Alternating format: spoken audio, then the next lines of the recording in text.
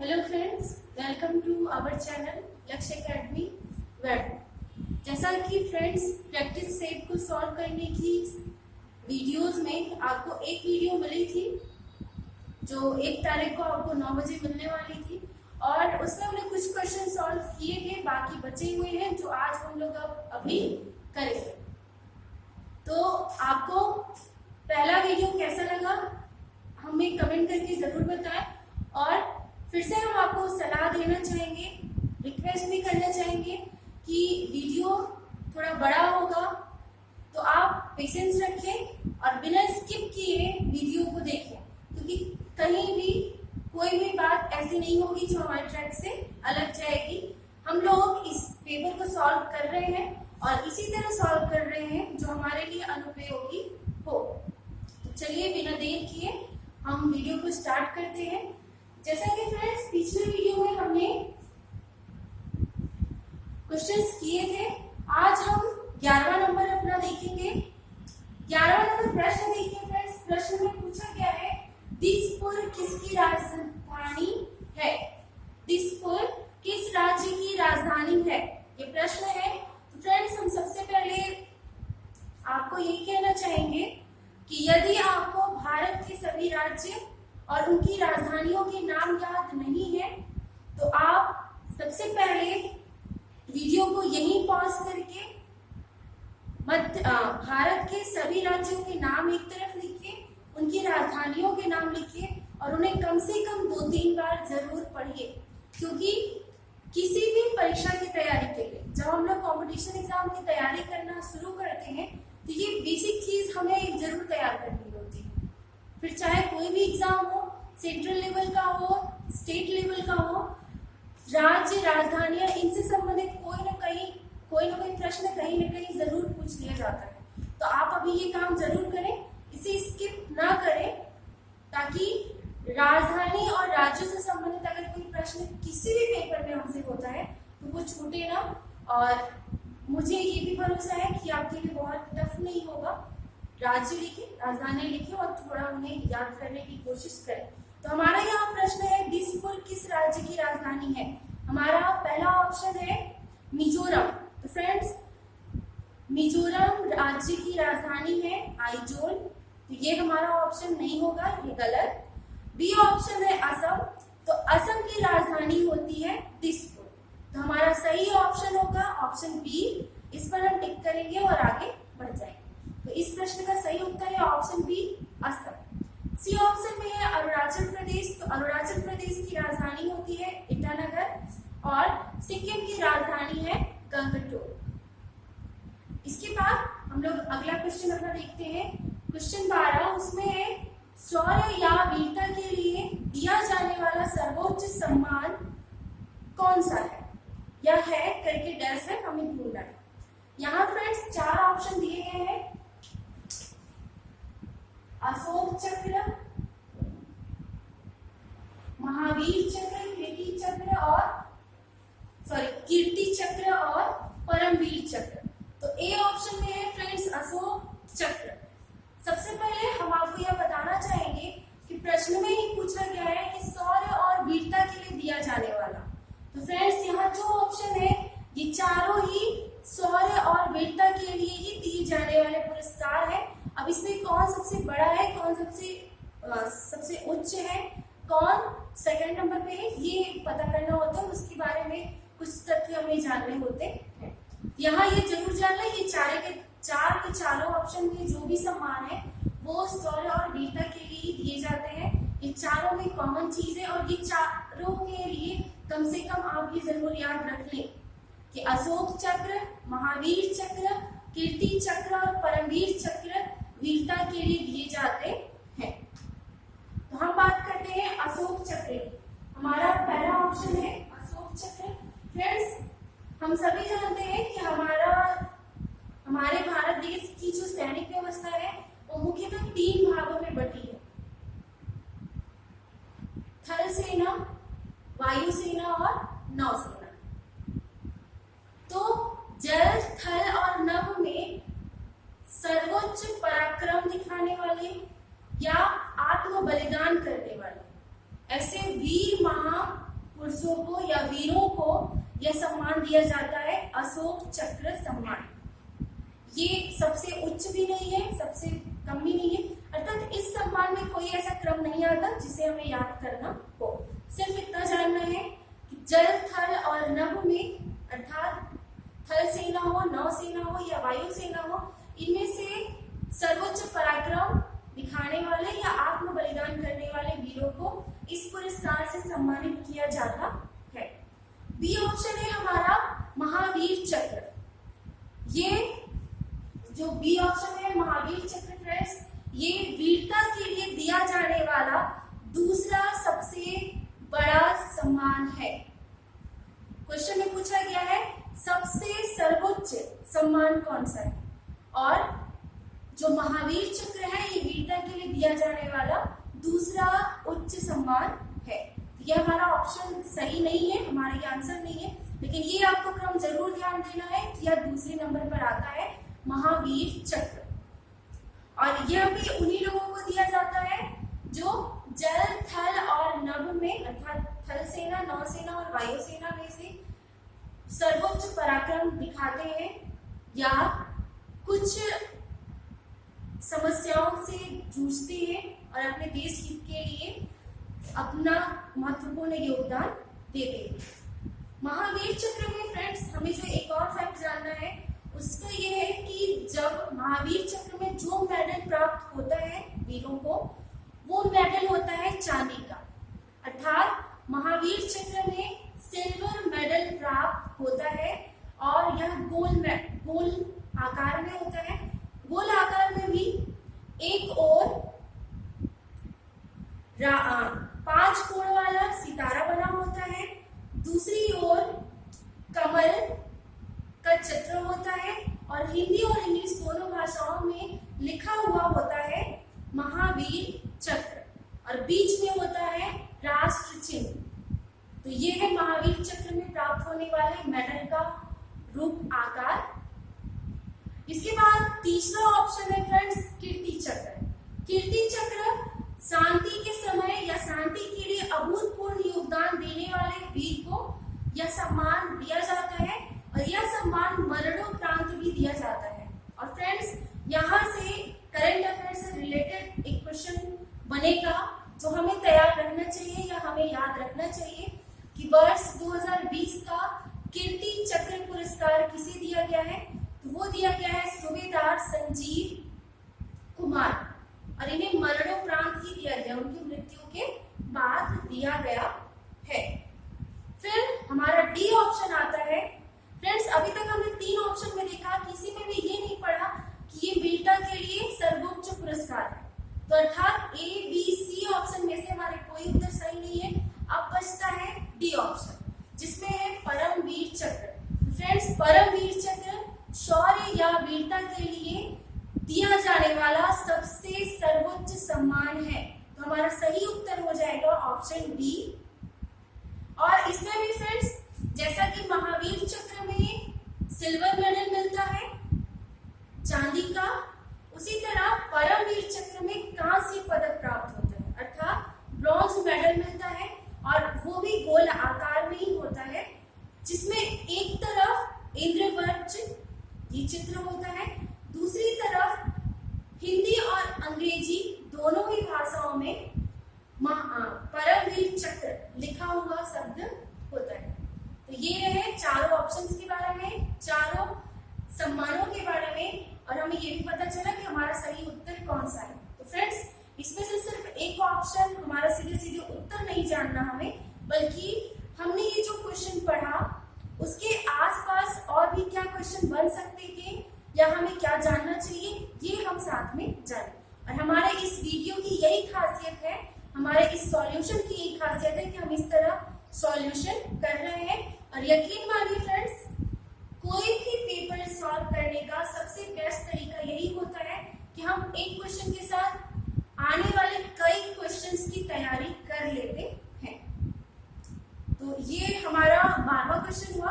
आगे हम देखते हैं हमारा 13वां क्वेश्चन है मांग नियम के अनुसार। इसके बाद ऑप्शन है 4। इसका मतलब है फ्रेंड्स कि मांग नियम क्या होता है, ये हमारा क्वेश्चन है और ऑप्शन दिए गए हैं, इसमें हमें सही टिक करना है। तो फ्रेंड्स, अगर आपने अर्थशास्त्र सब्जेक्ट कॉम्पिटिटिव एग्जाम की तैयारी के संबंध में पढ़ा होगा तो आपने उसमें मांग का नियम जरूर पढ़ा होगा।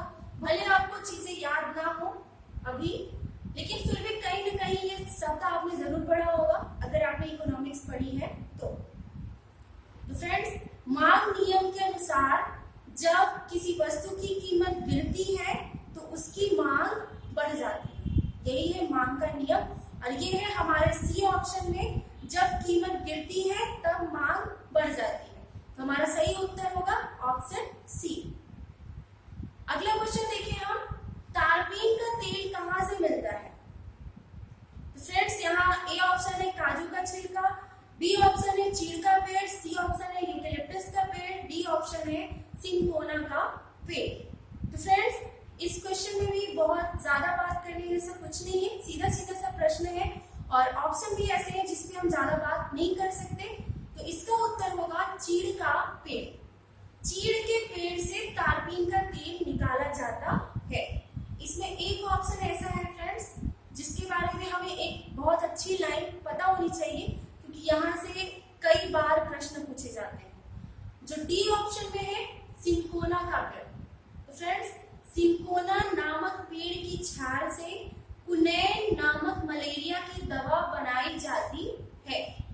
ये लाइन आप अच्छे से याद रखिएगा, क्वेश्चंस के रूप अलग अलग हो सकते हैं, हमें जब ये पता होगा तो हम उनको गलत नहीं करेंगे। सिंकोना नामक पेड़ की छाल से कुनैन नामक मलेरिया की दवा बनाई जाती है। और इस प्रश्न का उत्तर है कि तारपीन का तेल कहाँ से मिलता है, तो हमारा बी ऑप्शन सही है, चीड़ के पेड़ से। अगला क्वेश्चन 15 नंबर क्वेश्चन है, निम्नलिखित में से पृथ्वी से कौन से खगोलीय पिंड की दूरी सबसे अधिक है? और फ्रेंड्स देखिए, यहाँ जो ऑप्शंस है वो है शनि, यूरेनस, नेपच्यून और प्लूटो। और सामान्यतः देखिए फ्रेंड्स, तो सारे ग्रहों के नाम है, हम सामान्यतः की बात कर रहे हैं। इसमें एक ऑप्शन ऐसा भी है जो वर्तमान में ग्रह नहीं कहा जाता, लेकिन हम अभी यहाँ जो सामान्य बात कर रहे हैं वो ये कह रहे हैं कि जो भी ऑप्शंस हैं वो लगभग सभी ग्रह ही हैं। तो ग्रहों की दृष्टि से देखेंगे हम कि पृथ्वी से सबसे ज्यादा दूरी पर कौन है। तो यहाँ हम ग्रहों का क्रम ही लिख लेते हैं। सबसे पहले 16 नंबर हमारा क्वेश्चन है, सॉरी 16 नहीं 15। हम सभी जानते हैं कि ग्रह सूर्य की परिक्रमा करते हैं, सूर्य सबके सेंटर में होता है। इसके बाद बुध, शुक्र, पृथ्वी, मंगल, बृहस्पति, शनि, अरुण, वरुण और प्लूटो। ये क्रम होता है फ्रेंड्स। सूर्य के सबसे पास है बुध, फिर शुक्र, पृथ्वी, मंगल, ये क्रम है। और फ्रेंड्स, हम यहाँ सबसे पहले इस क्वेश्चन का आंसर बताने से भी पहले यह कहना चाहेंगे कि आप इस क्रम को जरूर याद कर लें। जिस तरह अभी इस क्रम के माध्यम से हम इस प्रश्न का उत्तर याद करेंगे, पता करेंगे, उसी तरह इस क्रम को याद कर हम कई बार कई अलग अलग क्वेश्चनों को हल कर सकते हैं। तो ये क्रम आप जरूर याद कर लें, अपने नोट्स में कहीं नोट कर लें और उसे रिवाइज भी करते रहें। बुध, शुक्र, पृथ्वी, मंगल, बृहस्पति, शनि, अरुण, वरुण, प्लूटो। तो क्वेश्चन पूछा गया कौन सा खगोलीय पिंड पृथ्वी से सबसे अधिक दूरी पर है। तो फ्रेंड्स यहाँ देखिए, पहला ऑप्शन है जो वो है शनि। शनि कहाँ है फ्रेंड्स? पृथ्वी के बाद तीसरे नंबर पे। बी ऑप्शन है यूरेनस अर्थात अरुण, ये चौथे नंबर पे। वरुण सी ऑप्शन है, नेपच्यून ये पांचवें नंबर पे है, प्लूटो डी ऑप्शन है, ये छठे नंबर पे। यहाँ से हम बता सकते हैं कि पृथ्वी से सबसे ज्यादा दूरी पे कौन है फ्रेंड्स? प्लूटो। तो हमारा सही उत्तर होगा हमारा ऑप्शन डी, प्लूटो। यहाँ एक चीज हम आपको बताना चाहेंगे, जो इस क्वेश्चन की शुरुआत में हमने कहा था कि सामान्यतः सभी ग्रह, लेकिन फ्रेंड्स जो प्लूटो है वो अब ग्रहों की श्रेणी में नहीं है, उसे ग्रह नहीं माना जाता। इसका कारण क्या है, यह भी हम आपको बताते हैं।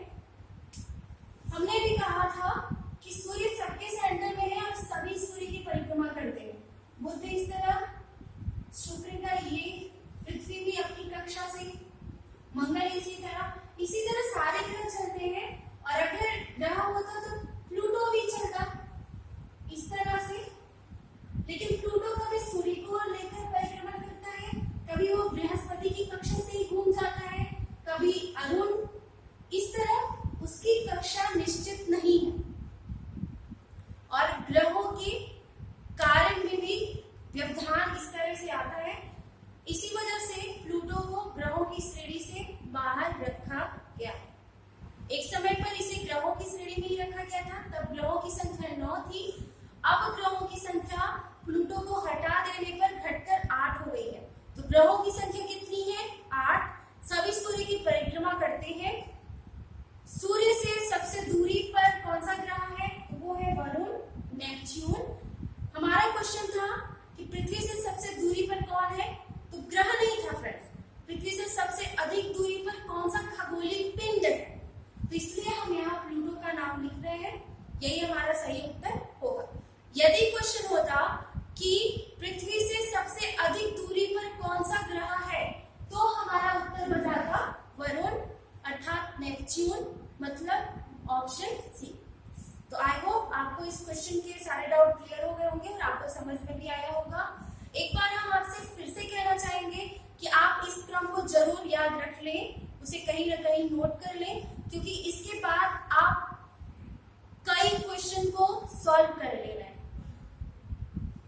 बिना किसी ट्रिक के, बिना कुछ याद किए, सिर्फ एक क्रम को ध्यान में रखकर। इसके बाद फ्रेंड्स हम आते हैं हमारे अगले क्वेश्चन में, 16वां नंबर। 16वें नंबर क्वेश्चन में पूछा गया है कि निम्न में से कौन सी विश्व की सबसे लंबी नदी है। यहाँ हमें बताना है फ्रेंड्स कि सबसे लंबी नदी कौन है, और हमें पता है कि आपको 2 ऑप्शन में ही ज्यादा डाउट होगा। यहाँ हम ऑप्शन बी देखें, यांगसी, क्या तो ये चीन की नदी है। इसमें लंबाई या अपवाह क्षेत्र में सबसे छोटा सबसे कम कोई भी ऐसा नहीं है, सामान्य है। डी ऑप्शन में मिसिसिपी, मिसौरी, ये भी जो मेन हमें उलझाने वाले ऑप्शन है वो है ऑप्शन ए और ऑप्शन सी। अमेजन को भी कहीं कहीं बड़ा नदी बताया जाता है, नील को भी सबसे लंबी नदी बताया जाता है। तो आज हम क्लियर करेंगे कि कौन सबसे लंबी नदी है और कैसे। तो फ्रेंड्स जो अमेजन नदी है हमारा ऑप्शन ए, उस नदी का आयतन और अपवाह के क्षेत्र से, आयतन और अपवाह की दृष्टि से विश्व की सबसे बड़ी नदी है अमेजन नदी, और लंबाई की दृष्टि से सबसे लंबी नदी है नील नदी। तो ये आप ध्यान रखिएगा, विश्व की सबसे बड़ी नदी है अमेजन, विश्व की सबसे लंबी नदी है नील नदी। अब अमेजन का उद्गम कहाँ से होता है ये भी हमें जानना चाहिए, क्योंकि ये खास नदी है, इससे कई सारे प्रश्न बनते हैं। और नील नदी के बारे में, इसके लिए फ्रेंड्स आप विश्व का मानचित्र उठा लें थोड़ी देर के लिए, क्योंकि यहाँ नहीं, कभी भी जब हम जियोग्राफी पढ़ने बैठते हैं तो हमें मैप की बहुत जरूरत होती है, और ये नैतिक भी है कि आप मैप को साथ लेकर ही पढ़ें, तभी हम जियोग्राफी को ज्यादा सही तरीके से पढ़ सकते हैं। जो अमेजन नदी है फ्रेंड्स वो है, आप दक्षिणी अमेरिका महाद्वीप में एक देश देखिए, पेरू। अब इसकी राजधानी क्या होगी आप ढूंढिए, या आपको याद है तो आप कमेंट करके हमें जरूर बताएं कि क्या है पेरू की राजधानी क्या है। दक्षिणी अमेरिका महाद्वीप में आप देखेंगे, और जब पेरू के प्राकृतिक मानचित्र को आप देखेंगे तो वहां एक पर्वतमाला मिलेगी आपको, एंडीज पर्वतमाला। इसी पर्वतमाला से अमेजन नदी उद्गम होती है, और वहां से अपने पूर्व की ओर बहते हुए अटलांटिक महासागर में जाकर मिल जाती है। तो ये अमेजन नदी का पूरा रास्ता कहाँ से शुरू होती है और कहाँ से खत्म होती है। जो नील नदी है फ्रेंड्स ये अफ्रीका महाद्वीप से निकलती है। अफ्रीका महाद्वीप में भी आप अफ्रीका महाद्वीप का प्राकृतिक मानचित्र देखें तो अफ्रीका महाद्वीप में विक्टोरिया झील है, वहां से उद्गम होता है नील नदी का, और जो एक और खास चीज है वो ये कि चूंकि अफ्रीका महाद्वीप में एक देश है मिस्र, जो इस नदी से बहुत ही ज्यादा लाभान्वित है। यही कारण है कि नील नदी को मिस्र की जीवन रेखा कहा जाता है। और फ्रेंड्स, ये लाइन आप अच्छे से याद रखें, क्योंकि कई बार ये प्रश्न पूछा भी जाता है कि मिस्र की जीवन रेखा कौन सी नदी है, तो है नील नदी। ये आप ध्यान रखें और मैप पे ये भी देखें कि नील नदी उद्गम कहाँ से हो रही है। यहाँ फ्रेंड्स, मैप देखने का मतलब ये नहीं कि हमें आंसर ढूंढना था, आंसर तो हमने बात की। मैप देखने से हमारा IQ लेवल बढ़ता है, हमारी समझ बढ़ती है, वहाँ का वातावरण, वहाँ की स्थिति समझने में भी काफी हद तक सहायता भी होती है। और ये नैतिक है कि हम जब जियोग्राफी पढ़ रहे, खासकर देशों के बारे में, राजधानियों के बारे में, परिवहन के बारे में या ये सारी चीजें, तो हमें मैप के साथ ही पढ़ना चाहिए। यदि आप अब तक नहीं करते थे तो अब करना जरूर शुरू कर दें, आपको फर्क जरूर पता चलेगा कुछ समय के बाद। अगला क्वेश्चन आते हैं हम। हमारा अगला क्वेश्चन है 17 नंबर। 17वें नंबर में पूछा गया है कि मध्य प्रदेश राज्य पुनर्गठन आयोग ने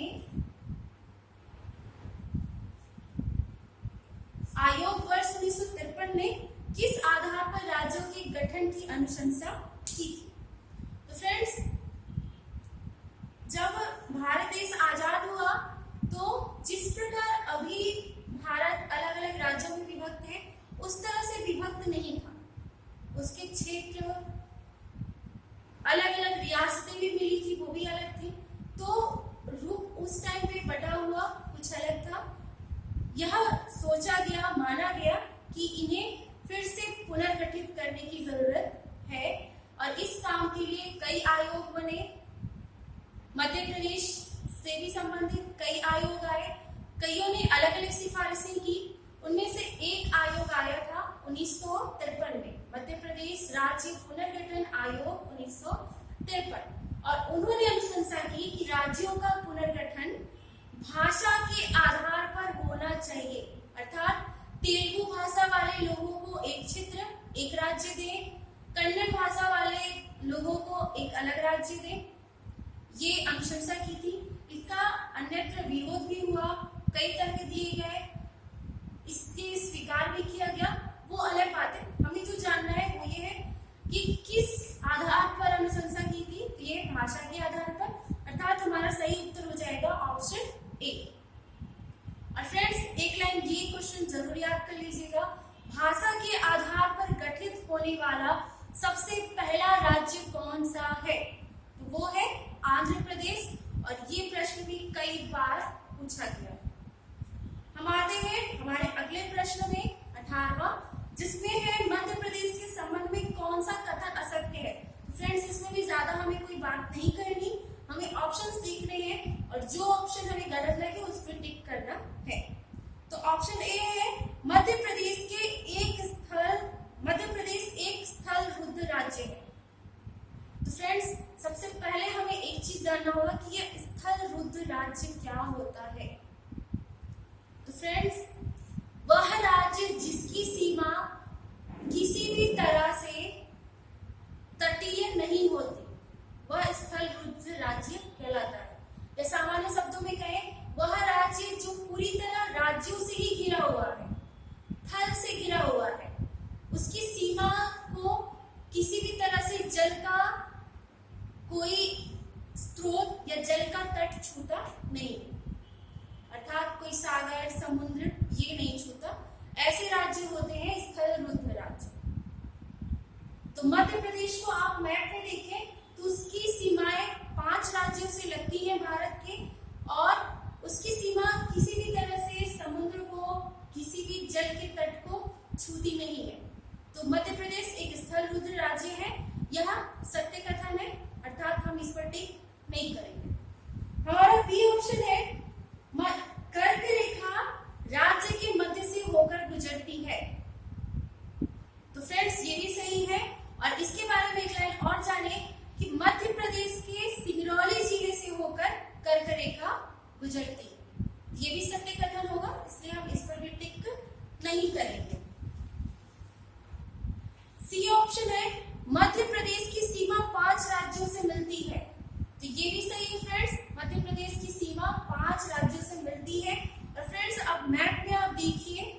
या आपको याद हो तो और भी अच्छी बात है। ये 5 राज्य कौन कौन से हैं, ये आप कमेंट करके हमें जरूर बताएं। हमें पता है कि आपको इसके आंसर पता है, या नहीं भी पता तो आप ढूंढ के जरूर करेंगे। और फ्रेंड्स इसे स्किप ना करें, क्योंकि जिस क्वेश्चन को जिसका आंसर आप एक बार लिखते हैं तो हमारे दिमाग को वो चीज शायद किसी टाइम पर भूल भी जाए, पर हमारे हाथों को याद होता है कि उसका उत्तर क्या होगा। तो आप कमेंट करके जरूर बताएं कि वो 5 राज्य कौन से। डी ऑप्शन है मध्य प्रदेश का क्षेत्रफल देश के कुल क्षेत्रफल का 19.6% है। तो फ्रेंड्स यह कथन असत्य है, इसलिए हमारे 8वें प्रश्न का सही उत्तर हो जाएगा ऑप्शन डी। अब हम बढ़ते हैं अपने अगले क्वेश्चन की ओर। 19वां नंबर, मध्य प्रदेश एवं राजस्थान का सीमा निर्धारण कौन सी नदी करती है? तो इसके पहले फ्रेंड्स आप या हम भी जल्द ही हम एमपी की क्लासेस भी शुरू करने वाले हैं हमारे यूट्यूब चैनल पे। वहां भी हम लोग पढ़ेंगे मध्य प्रदेश की नदी क्षेत्रों के बारे में, नदियों को। उसमें एक नदी पढ़ेंगे हम मध्य प्रदेश की नर्मदा नदी। नर्मदा नदी को मध्य प्रदेश की जीवन रेखा कहा जाता है फ्रेंड्स, और वह अमरकंटक से निकलती है, ये हम सभी को पता है। और वह बहते हुए मध्य प्रदेश से या भारत की किस दिशा की ओर बहती है? पश्चिम से पूर्व की ओर। अधिकतर नदियां पूर्व से पश्चिम की ओर बहती हैं, लेकिन नर्मदा नदी है जो पश्चिम से पूर्व की ओर बहती है। और इसी प्रकार जब हम मैप देखेंगे भारत का नक्शा, तब हमने गलत कहा, नर्मदा नदी पूर्व से पश्चिम की ओर जाती है, सॉरी, और बहते हुए वो जाकर गुजरात, राजस्थान इन सीमाओं को भी छूती है। तो यही होगा मध्य प्रदेश एवं राजस्थान का सीमा निर्धारण कौन सी नदी करती है? तो हमारा सही उत्तर हो जाएगा नर्मदा नदी, क्योंकि मध्य प्रदेश से निकलकर बहते हुए या राजस्थान से होकर गुजरात में जाकर अरब सागर में फिर मिल जाती है।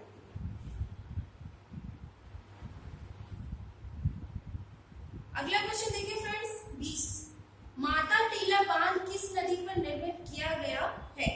तो फ्रेंड्स इसका सही उत्तर होगा ऑप्शन ए, बेतवा नदी पर। माता टीला बांध बेतवा नदी पर बनाया गया है, और ये कहाँ है? तो ये देवगढ़ से 93 किलोमीटर दूर, लगभग 20 वर्ग किलोमीटर क्षेत्र में फैला हुआ बेतवा के ललितपुर जिले में स्थित है। सॉरी, ललितपुर जिले में बेतवा नदी पर स्थित है। तो माता टीला बांध कहाँ स्थित है ये हमें क्या हो गया, और किस नदी पर है, किस जिले में है, ये भी हमें पता चल गया। अगला क्वेश्चन जो है वो है 21 नंबर, मध्य प्रदेश में सर्वाधिक दूध उत्पादन किन जिलों में होता है? इसका भी सही उत्तर होगा मुरैना और श्योपुर, अर्थात हमारा ऑप्शन बी। तो फ्रेंड्स इस प्रकार हमारे पिछले वीडियो और आज के इस वीडियो में अब तक में हमने जो हमारा जीएस पार्ट था उसे हमने कवर किया। अब यहाँ से हमारा शुरू होता है रीजनिंग, इसके बाद साइंस के पार्ट्स आएंगे, और उसके बाद फिर मैथ के क्वेश्चन आएंगे। तो अब हम चलते हैं, आपके पास पेपर है ही, तो आपको पता होगा कि हमारा कैसा प्रश्न आ रहा है और हमें क्या करना है। यहाँ देखिए फ्रेंड्स, सबसे पहले एक निर्देश दिया गया है, आप निर्देश को पढ़ेंगे। हम अभी इसके पूरा इस क्वेश्चन को पूरी तरह रीड नहीं करेंगे, हम यहाँ सॉल्यूशन करेंगे। तो ये जो निर्देश है वो है क्वेश्चन नंबर 22 से लेकर 26 तक के लिए। यहाँ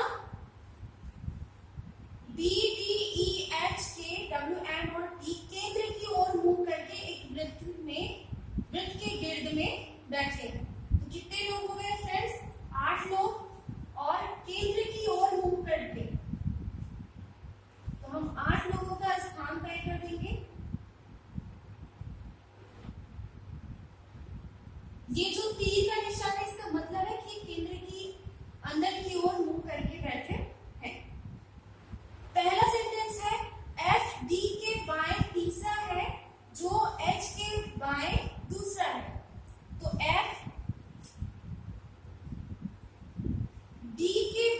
तीसरा है।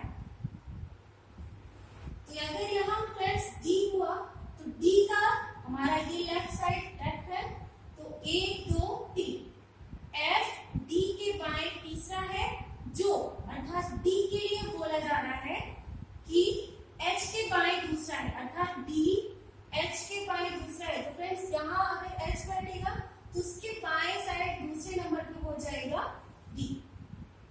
आगे देखें बी एच के दाएं चौथा है, एच के दाएं चौथा अर्थात यहाँ राइट हैंड साइड 1 2 3 4, तो यहाँ हो जाएगा बी। के एम के दाएं तीसरा है, जो एफ का निकटतम पड़ोसी नहीं है, तो के एम के दाएं तीसरा है, जो एफ का निकटतम पड़ोसी नहीं है, अर्थात एम के लिए कहा जा रहा है कि एम एफ का निकटतम पड़ोसी नहीं होगा, अर्थात यहाँ एम नहीं हो सकता। तो यहाँ हमने एम करके सर्कल लगा दिया, एम यहाँ नहीं होगा, और यहाँ तो एफ के दाएं में जगह खाली ही नहीं है। अब यहाँ से देखना है फ्रेंड्स 3 जगहों में कि हम के को किस जगह रखें कि वो एम के दाएं तीसरा आए। तो फ्रेंड्स अगर हम यहाँ एम रखते हैं तो एम के दाएं तीसरा 1 2 3 अर्थात की जगह तो कवर है, यहाँ एम नहीं आएगा। अगर हम यहाँ एम को रखते हैं तो 1 2 3 यहाँ के हो सकता है, या फिर यहाँ हम एम को रखें तो 1 2 3 ये जगह तो फुल है, अर्थात हमारा जो एम होगा वो इस जगह पे होगा, और उसके दाहिने तीसरे नंबर पे 1 2 3 यहाँ हो जाएगा के।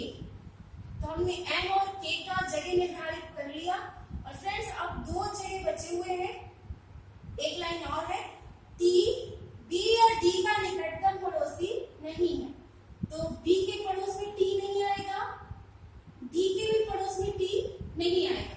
तो अब एक जगह बचता है जहां पे टी आएगा, और अब एक सदस्य बचा हुआ है वो है ई, तो यहाँ आ जाएगा फिर ई। इस तरह हमारा चित्र कंप्लीट हुआ, हमने निर्देशों के अनुसार सॉल्यूशन बना लिया। अब हम प्रश्न पढ़ेंगे और उनके उत्तर देंगे। तो 22वां क्वेश्चन है, टी के तुरंत दाएं कौन है? टी के तुरंत दाएं कौन है? तो फ्रेंड्स के, अर्थात 22 का ए ऑप्शन सही। 23 क्वेश्चन, बी के बाएं दूसरा कौन है? बी के बाएं दूसरा, तो 1 2 बी के बाएं दूसरे नंबर पे भी कौन है? के, तो यहाँ भी हमारा बी ऑप्शन सही होगा। 24 नंबर क्वेश्चन है, डी और बी के बीच में कौन बैठा है? डी और बी के बीच में कौन है फ्रेंड्स? ई। तो हम ई को देखते हैं कौन से ऑप्शन में है। तो ए ऑप्शन में टी है, बी ऑप्शन में एफ है, सी ऑप्शन में एम है, डी ऑप्शन में है इनमें से कोई नहीं। तो हमारा फिर डी ऑप्शन सही हो जाएगा, इनमें से कोई नहीं। 25वां नंबर, एच के बाएं तीसरा कौन है? तो एच है हमारा यहाँ फ्रेंड्स, उसके बाएं तीसरा देखिए तो 1 2 3 ई, अर्थात एच के बाएं तीसरा कौन है? ई।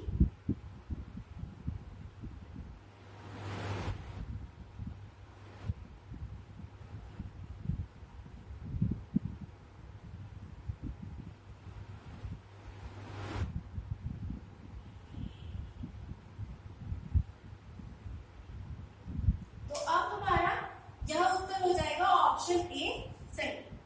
26 नंबर देखें कि W के संदर्भ में T का स्थान कौन सा है?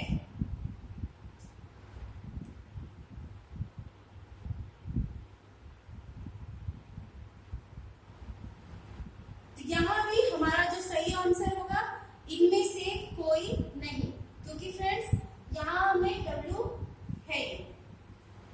अब 27 क्वेश्चन जो 27 नंबर में है उसका अलग सॉल्यूशन हम करेंगे।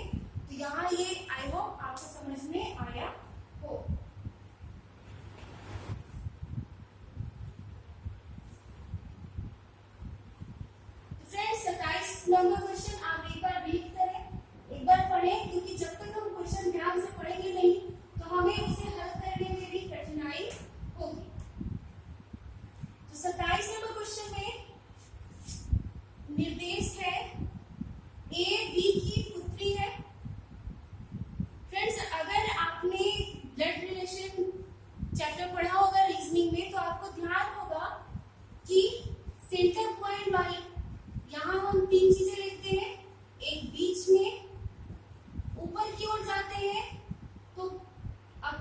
बड़े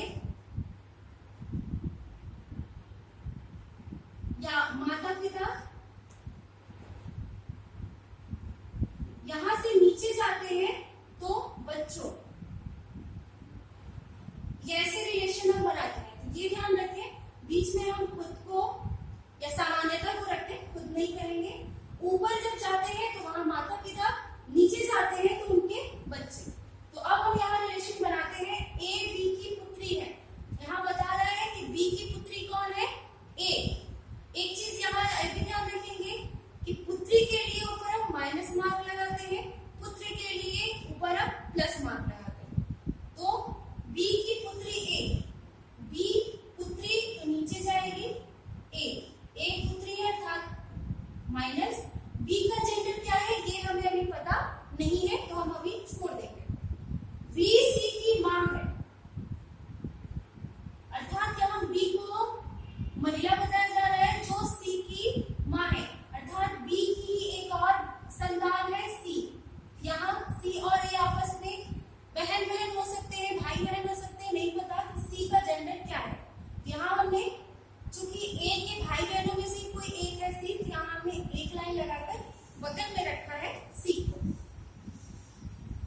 डी सी का भाई है, सी का भाई है डी, यहाँ भी हमने एक लाइन लगा के, और डी का जेंडर होगा प्लस क्योंकि ये लड़का है।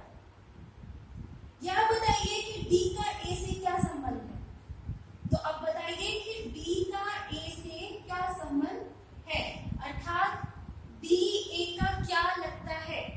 यहाँ देखिए फ्रेंड्स, ए बहन है और डी भाई है, तो हमारा उत्तर हो जाएगा सी ऑप्शन भाई। 27 का सी ऑप्शन भाई। अब हम देखते हैं हमारा 28वां नंबर क्वेश्चन। 28वें नंबर क्वेश्चन को भी आप एक बार पढ़ लें।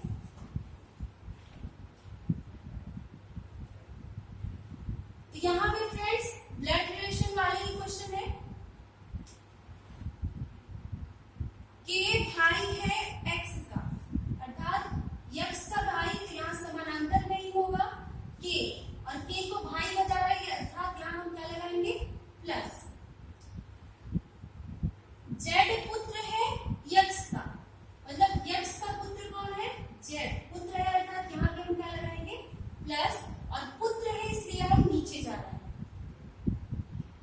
पी जो के की पुत्री है, एन से प्यारी है, यहाँ के की पुत्री है अर्थात नीचे जाएंगे। के की पुत्री कौन है, पी, यहाँ हम माइनस लगाएंगे, और इसके पति कौन है, एन।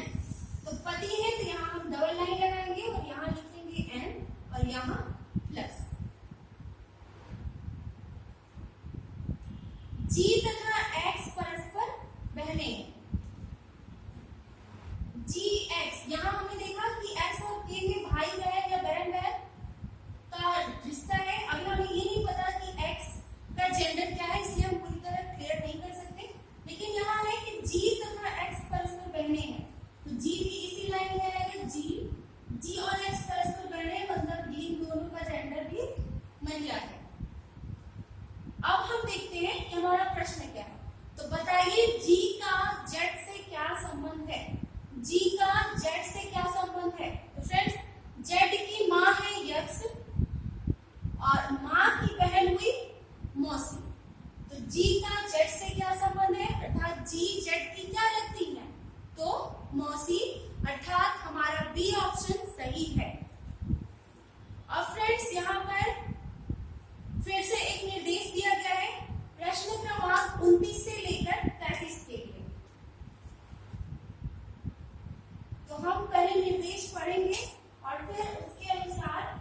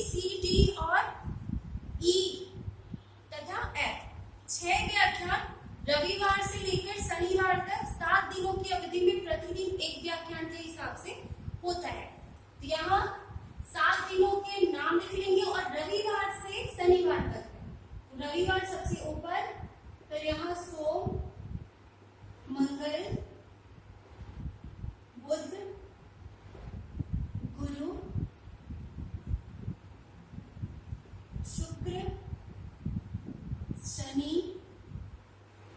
और रवि तो हमने ऊपर लिखा। निम्नलिखित क्रम में आयोजित किए जाने हैं। पहला निर्देश है, ए का आयोजन बृहस्पतिवार को नहीं किया जाता। ए का आयोजन बृहस्पतिवार को नहीं किया जाता, अर्थात गुरुवार को ए का आयोजन नहीं किया जाएगा। तो यहाँ हमने यहाँ लिखकर सर्कल लगा दिया। सी का आयोजन एफ के तत्काल बाद किया जाना है, लेकिन फ्रेंड्स हम लोग भी ये नहीं पता है कि एफ कहाँ है, तो हम अभी साइड में लिख लेंगे कि एफ के तत्काल बाद सी होगा। एक निर्देश हमें यहाँ मिला है, जहां भी हम इसे फिट करेंगे एफ के बाद ही सी को लिखेंगे। ई और डी के बीच में 2 दिनों का अंतराल है, लेकिन ये नहीं पता कि ई ऊपर है कि डी, इसलिए ई और डी इसके बीच में 2 आयोजन होंगे। ये भी एक निर्देश हमें मिला है, इसे भी हमें काम लगने पर वहां उपयोग करना। किसी एक दिन कोई भी व्याख्यान नहीं होगा, शुक्रवार वह दिन नहीं है, अर्थात शुक्रवार को छुट्टी नहीं होगी। एक हफ्ते में एक दिन छुट्टी है, पर वो शुक्रवार के दिन नहीं है। और फिर बोला गया है उसके ठीक पहले डी का आयोजन हो रहा है, मतलब जब भी छुट्टी होगी उसके ठीक पहले किसका आयोजन होगा? डी का। तो हमें यहाँ 3 निर्देश है, अलग अलग है। अब हमें अरेंज किस तरह से करना है।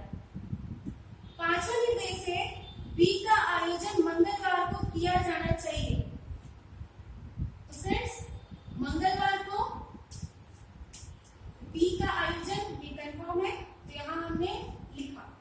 उसके ठीक बाद डी का आयोजन नहीं किया जाना चाहिए, अर्थात मंगलवार के ठीक बाद बुधवार को डी का आयोजन नहीं होगा। यहाँ हमने ये देख लिया। सी और डी के बीच, इसके बाद फिर प्रश्न आ जाते। अब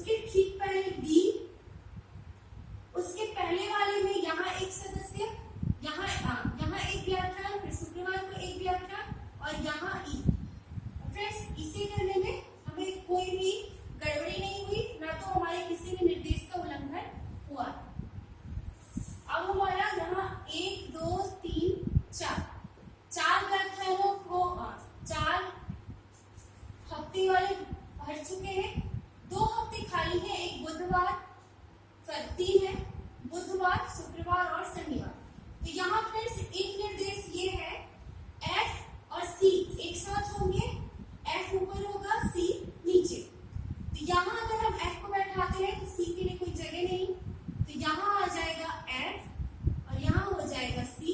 अब जो बचा अर्थात ए, तो ए हो जाएगा बुधवार। इस तरह हमने निर्देशों के अनुसार इसे हल किया। अब हम प्रश्नों को देखेंगे और उसका उत्तर देंगे। तो प्रश्न है 29 नंबर, सी और डी के बीच में कितने व्याख्यानों का आयोजन किया गया है? तो सी और डी इसके बीच में हुआ है बी ए ई एफ अर्थात 4 लोगों का। तो हमारा सही ऑप्शन हो जाएगा 29 का डी नंबर। अगला क्वेश्चन देखें, निम्नलिखित में से कौन सा इस श्रृंखला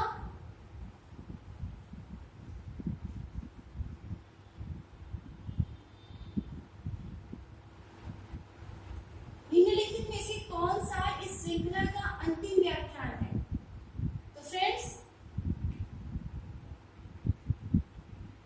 निम्नलिखित में से सबसे अंतिम व्याख्यान अर्थात सही वाला को कौन सा है? सी का, अर्थात हमारा सी ऑप्शन सही होगा। 21 नंबर क्वेश्चन देखें,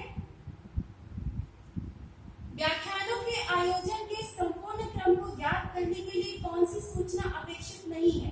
तो फ्रेंड्स, हमने जब इसे सॉल्व किया तो हमें सभी निर्देशों की जरूरत पड़ी। ऐसा कोई निर्देश नहीं था कि हमें उसकी जरूरत ना पड़ी हो।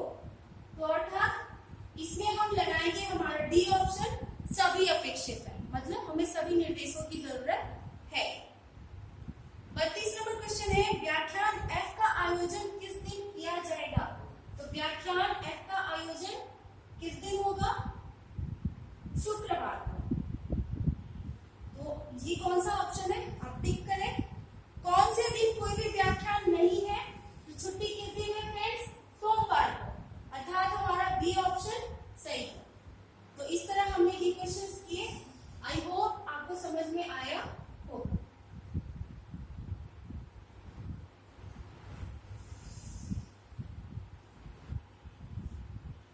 इसके बाद फ्रेंड्स 34 नंबर क्वेश्चन में आते हैं हम लोग। 34 नंबर, निम्न में से कौन सी आकृति वृक्ष, हाथी और पशु के संबंध को भली भांति दर्शाती है? वृक्ष, हाथी और पशु। तो फ्रेंड्स, चाहे हाथी हो, चाहे बकरी हो, कोई भी हो, सब पशु के अंतर्गत ही आते हैं। तो पशु सबसे बड़ा गोला होगा, उसके अंदर हाथी एक हिस्सा है, यहाँ हाथी आ गया। और वृक्ष इन दोनों से रिलेट नहीं है, वह एक अलग ही प्राणी है, तो उसके लिए एक अलग गोला ये वृक्ष। तो इस तरह हमारा गोला ये चित्र तैयार होगा। और ये चित्र हमारा किसमें है फ्रेंड्स? ऑप्शन बी में। तो 34 नंबर का सही आंसर हो जाएगा ऑप्शन बी। 35 नंबर क्वेश्चन देखें, तो यहाँ एक आरेख है जिसमें त्रिभुज में कुछ लड़के लड़कियों को रखा गया है, त्रिभुज में लड़कियों को रखा गया है, वृत्त में खेल शिक्षक को रखा गया है और खिलाड़ियों को वर्ग में।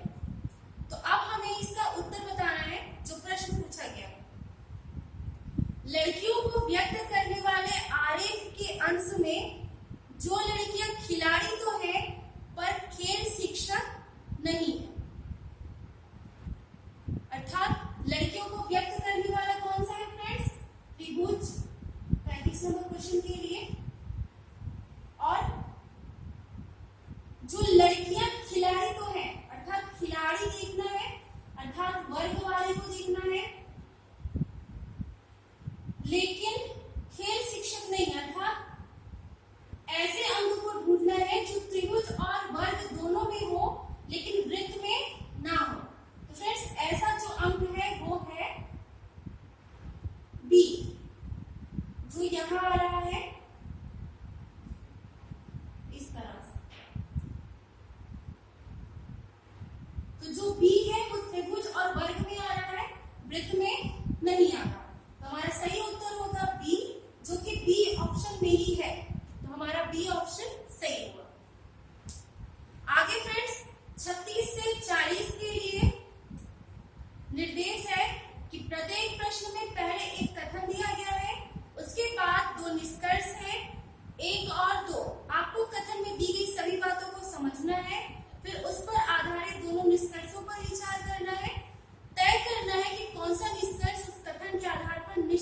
से निकाला जा सकता है, जिसमें हम अब 36 नंबर क्वेश्चन को देख रहे हैं। निर्देश आप ध्यान से एक बार फिर से पढ़ लें। हमने निर्देश को पूरे पेपर में जैसे शब्द है वही हमने पढ़ा नहीं। तो 36 नंबर प्रश्न में फ्रेंड्स कथन है, उसने अन्य तरीकों से इस वर्तमान प्रशिक्षण कार्यक्रम को बदल देने की जरूरत पर जोर दिया, जो कि प्रबंधकों की वास्तविक मेरिट को बाहर ला सके। किसने, ये बात नहीं हो रही, उसने किया क्या? उसने जो वर्तमान प्रशिक्षण कार्यक्रम है उसको बदलने पर जोर दिया। क्यों? ताकि जो वास्तविक मेरिट है वो बाहर आ सके, अर्थात मेरिट में जो गड़बड़ी हो रही है वो गड़बड़ी को कम किया जा सके। अब निष्कर्ष है, यह जरूरी है कि प्रबंधकों की वास्तविक मेरिट बाहर लाई जाए। तो फ्रेंड, अगर यह जरूरी है तभी इस विचार को लाया जा रहा है। प्रबंधकों की वास्तविक मेरिट को बाहर लाने के लिए ही तो वर्तमान का जो प्रशिक्षण कार्यक्रम है उस पर बदलने की जोर हो रही है, अर्थात यह जरूरी कार्य है, अर्थात हमारा जो निष्कर्ष पहला है वह सही होगा। दूसरा, वर्तमान प्रशिक्षण कार्यक्रम प्रबंधकों की वास्तविक मेरिट बाहर नहीं लाते। फ्रेंड्स, अगर ऐसा होता कि वास्तविक मेरिट अभी ही सही हो रही है, उसमें कोई भी गड़बड़ी नहीं हो रही, तो हमें प्रशिक्षण कार्यक्रमों को बदलने की बात पर कोई विचार करने की जरूरत नहीं होती। तो यहाँ दोनों कथन सही होंगे, दोनों निष्कर्ष सही होंगे हमारे कथन के अनुसार। तो ये किस ऑप्शन में है फ्रेंड्स? ऑप्शन डी में। कथन यदि 1 और 2 दोनों निकलते हैं तो 36 का सही उत्तर होगा ऑप्शन डी। 37 नंबर क्वेश्चन है, मधुमेह से शरीर में चीनी का अधिक हो जाता है। हमारा शरीर ऊर्जा के लिए चीनी चाहता है। शरीर की आवश्यकता से अधिक चीनी पेशाब के माध्यम से निकाल दी जाती है। इस पूरे कथन का मतलब यह है फ्रेंड्स कि हमारे शरीर की ऊर्जा या शरीर को सही से कार्य करने के लिए चीनी की आवश्यकता होती है, और यदि हमने अधिक चीनी खा लिया तो उत्सर्जन के माध्यम से वह बाहर भी चला जाएगा। लेकिन अगर इसमें कुछ गड़बड़ी हुई, चीनी की अधिक मात्रा हमारे शरीर में ही स्टोर होती रही, तो फिर बीमारी हो जाएगी मधुमेह, जिसे डायबिटीज भी कहा जाता है, जिसे शुगर भी कहा जाता है। तो अब निष्कर्ष है, चीनी का अधिक मात्रा में उपभोग मधुमेह की ओर ले जाता है। तो फ्रेंड्स, ये कथन सही कहेंगे, क्योंकि चीनी की जब अधिकता होती है शरीर में तभी मधुमेह हमें होता है। लेकिन यहाँ निष्कर्ष ये कह रहे हैं कि उसकी ओर ले जाता है। अगर हमारा उत्सर्जन तंत्र सही से कार्य कर रहा है और अधिक चीनी को पेशाब की मात्रा से बाहर कर दे रहा है तो हमें मधुमेह नहीं होगा, लेकिन अगर नहीं कर पा रहा तो हमें मधुमेह होगा। तो ये कथन पूरी तरह सही होगा। अच्छा हो कि चीनी का उपभोग करने से ही बचा जाए। कथन में कहा गया है कि शरीर की ऊर्जा के लिए चीनी आवश्यक है, तो ऐसा नहीं हो सकता कि हम उसके उपभोग से बचें। तो हमारा दूसरा निष्कर्ष गलत होगा, पहला निष्कर्ष सही होगा। तो फ्रेंड्स, ये ऑप्शन ए में आता है कि यदि केवल निष्कर्ष 1 निकलता है तो हमारा इसका 37 नंबर प्रश्न का सही उत्तर होगा ऑप्शन ए। कथन 38 नंबर क्वेश्चन में कथन है, सभी धनी व्यक्ति तेज नहीं है। यहाँ बात हो रहा है कि जितने धनी व्यक्ति हैं वो लोग तेज नहीं होते, अर्थात इसका अगर हम पूर्व शब्द देखें तो सभी तो नहीं, लेकिन कुछ धनी व्यक्ति तेज होते हैं और कुछ धनी व्यक्ति तेज नहीं होते। ये सेंटेंस होगा। निष्कर्ष है पहला, कुछ तेज व्यक्ति धनी है, कुछ तेज व्यक्ति धनी है। तो ये कथन के अनुसार हमारा सही नहीं हो रहा फ्रेंड्स। हमारे कथन के अनुसार जो हमने अर्थ निकाला था वो ये था कि कुछ धनी व्यक्ति तेज होते हैं, तो हमारा पहला निष्कर्ष गलत होगा। दूसरा निष्कर्ष है, कुछ धनी व्यक्ति तेज नहीं है।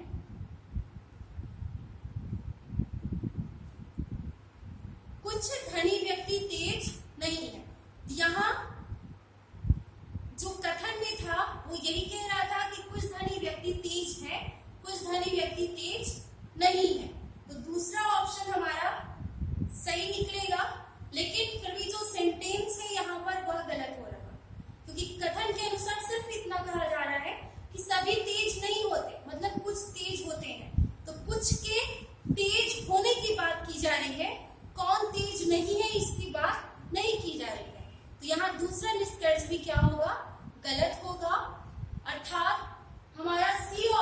सही होगा यदि ना तो एक और ना तो दो निष्कर्ष निकलता है। तो कोई भी निष्कर्ष सही नहीं है, इसलिए हमारा सी ऑप्शन सही होगा। 39 नंबर प्रश्न देखें हम।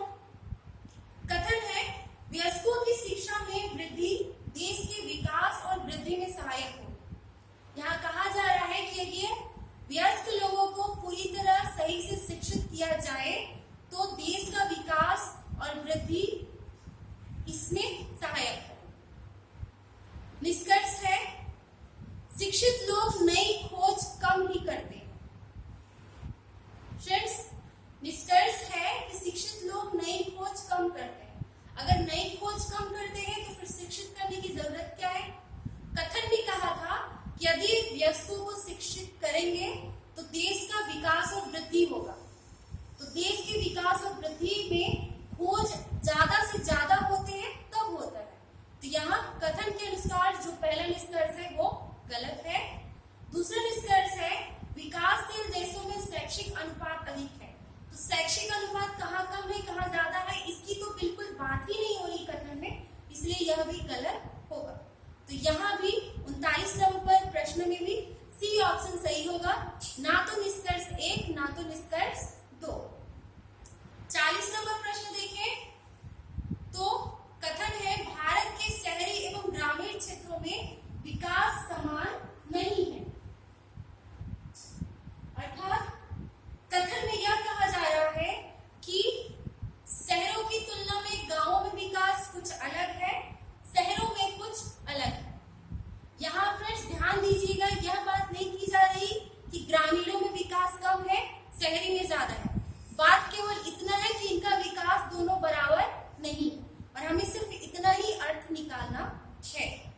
निष्कर्ष एक है ग्रामीण निर्धनता शहरी निर्धनता से अधिक है। तो हमने भी कहा कि इसमें किसकी कम है किसकी ज्यादा है ये बात नहीं हो रही, अर्थात पहला निष्कर्ष गलत है। दूसरा है परिवार का असीमित आकार भारत में निर्धनता का कारण। तो निर्धनता का कारण की भी बात कथन में नहीं, कथन में सिर्फ इतना कहा गया कि शहरी और ग्रामीणों के विकास में बराबरी पूरी तरह से नहीं। तो हमारा दूसरा निष्कर्ष भी क्या है गलत है, अर्थात हमारे 40वें प्रश्न का सही उत्तर भी होगा सी ऑप्शन, ना तो निष्कर्ष एक सही है ना निष्कर्ष दो सही। फ्रेंड्स इसके बाद हम हमारे प्रश्न पत्र के भाग 2 में आ जाते हैं। बौद्धिक क्षमता एवं मानसिक अभिरुचि। यहाँ निर्देश दिया है प्रश्न संख्या 41 से 44 तक के लिए।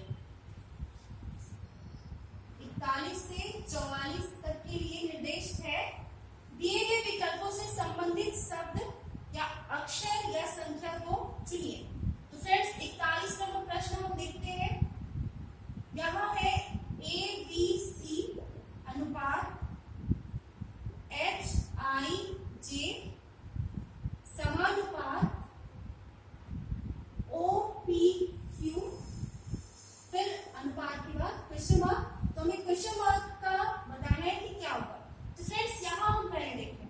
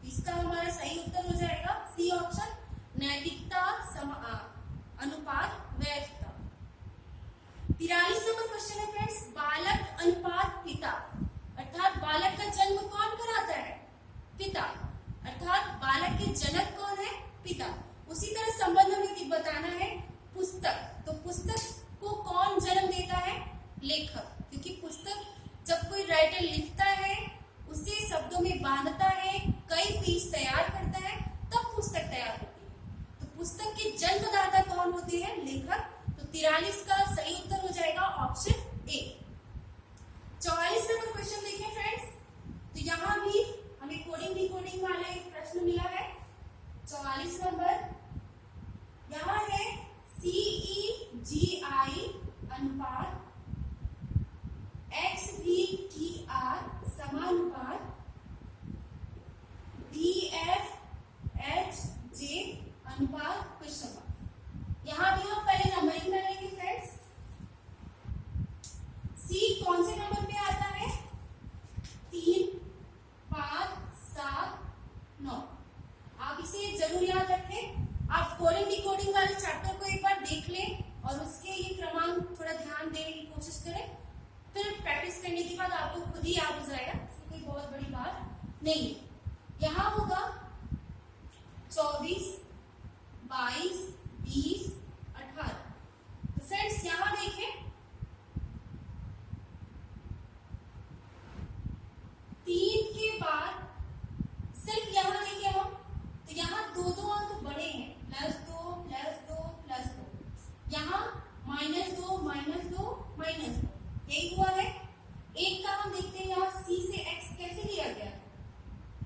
C का 3 था, X यहाँ 24 पहुंचा है, मतलब कितना प्लस हुआ है? 21। अब यहाँ हम देखते हैं समानुपात की बात।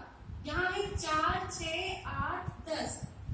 तो फ्रेंड्स 4 के बाद हमें 21 अगर जोड़ेंगे तो कितना हो जाएगा? 21 4 26। 26 किसका होता है? Z का। Z से 2 माइनस चलेंगे 24, तो X फिर V फिर T। 24, 22, 20। तो हमारा सही उत्तर होगा ZXVT, अर्थात कौन सा ऑप्शन?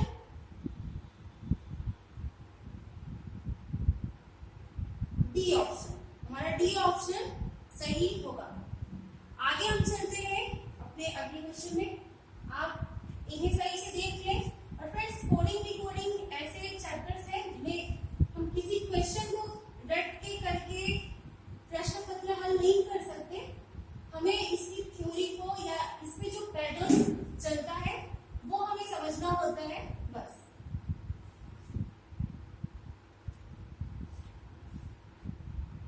तो अब निर्देश है फ्रेंड्स क्वेश्चन नंबर 45 से लेके 48 तक के लिए उसे चुनिए जो अन्य 3 विकल्पों से भिन्न है।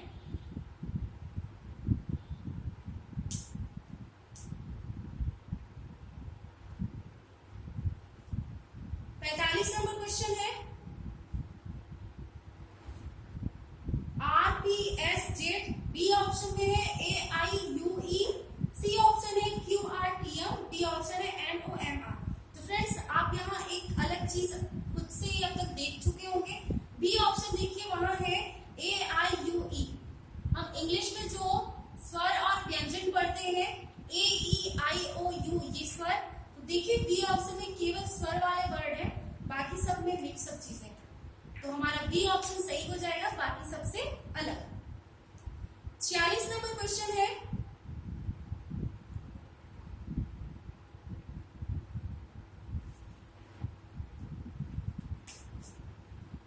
ए ऑप्शन में है 32 वाला,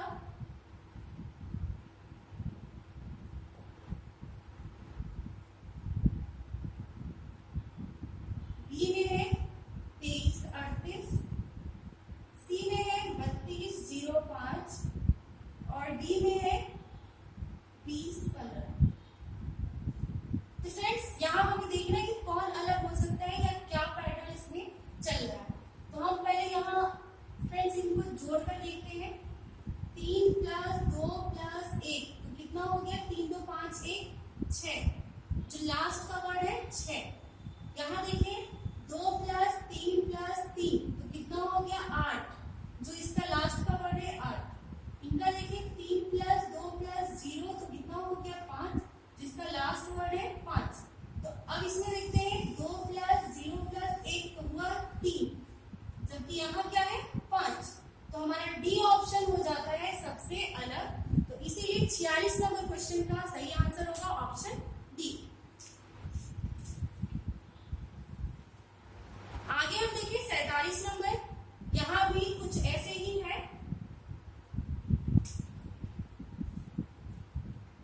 47 नंबर,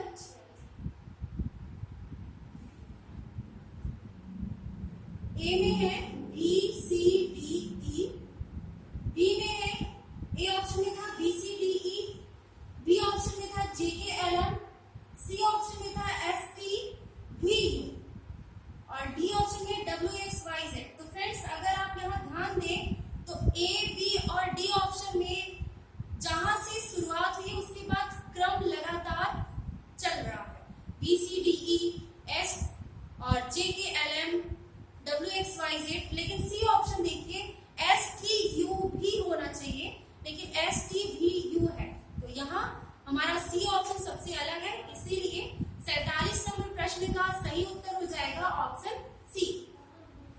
इसके बाद 48 नंबर प्रश्न देखिए हम, तो पहला ऑप्शन है 441, दूसरा है 256, तीसरा है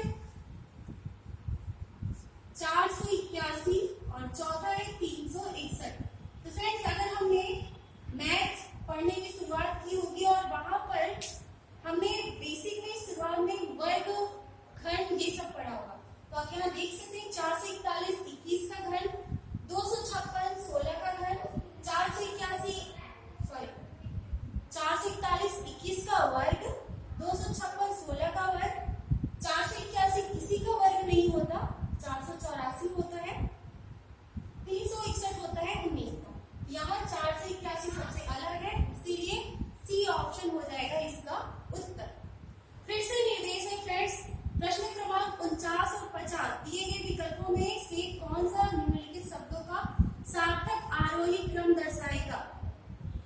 तो फ्रेंड्स यहाँ आप जान लें आरोही क्रम और अवरोही क्रम क्या होता है। आरोही क्रम मतलब बढ़ते क्रम, अवरोही क्रम मतलब घटते क्रम। तो यहाँ हम सबसे छोटे से फिर बड़ा फिर बड़ा फिर बड़ा जाएंगे। तो यहाँ देखिए लखनऊ जो एक राज्य के अंदर एक शहर है, उत्तर प्रदेश एक राज्य है, भारत एक देश है, एशिया एक महाद्वीप है और विश्व पूरा संयुक्त रूप से आता है। तो जो बढ़ते क्रम होगा वो क्या होगा, लखनऊ, उत्तर प्रदेश, भारत, एशिया, विश्व। तो 1 2 3 5 4 अर्थात हमारा ऑप्शन नंबर ए सही है।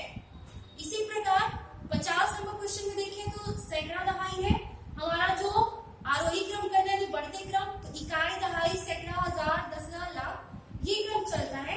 तो यहाँ है इकाई, फिर दहाई, फिर सैकड़ा, हजार और उसके बाद लाख। तो हमारा इसमें भी ए ऑप्शन सही होगा, 2 4 1 3 5। अब आते हैं फ्रेंड्स हम प्रश्न क्रमांक 51 में दी गई अक्षर श्रृंखला के खाली स्थान पर क्रम से रखने पर निम्नलिखित में से कौन सा अक्षर समूह उसे पूरा करेगा।